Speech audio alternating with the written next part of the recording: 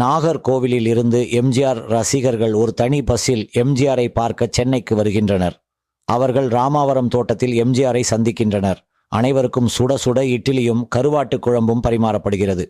பிறகு எம்ஜிஆர் அவர்களுடன் பேசிக் கொண்டிருக்கும் போது ஒரு பெரியவரிடம் திருநெல்வேலிக்கு பக்கத்து கிராமத்தில் இருந்த ஒரு பெண்மணியின் பெயரை சொல்லி அவரை பற்றி விசாரிக்கிறார். அந்த பெரியவர், அந்த அம்மாவுக்கு இப்பொழுது வயதாகிவிட்டது, உடம்பு தளர்ந்து சரியான கவனிப்பு இல்லாமல் இருக்காங்க என்று சொன்னவர், உங்களுக்கு எப்படி அவரை தெரியும் என்று கேட்கிறார். 30 வருஷம் முன்னாடி எம்ஜிஆர் அந்த ஊர் வழியாக நண்பருடன் போய் கொண்டிருக்கும் பொழுது கார் ரிப்பேர் ஆகிறது. அந்த இரவில் ரிப்பேர் செய்ய ஆள் கிடைக்காமல் அங்கிருந்த அந்த அம்மாவின் குடிசையில் இருவரும் தங்குகின்றனர். அப்போது தண்ணீர் ஊற்றி வைத்த பழைய சோத்துக்கு கருவாட்டை சுட்டு பசிக்கு சாப்பிட கொடுத்தாங்க என்று பழைய கதையை சொன்னார் எம்ஜிஆர். உள்ளே சென்ற எம்ஜிஆர் ஒரு பணக்கட்டை எடுத்து சால்வையில் சுற்றி அந்த பெரியவரிடம் கொடுத்து, அந்த அம்மாவிடம் உங்கள் மகன் கொடுத்தது என்று சொல்லி கொடுக்க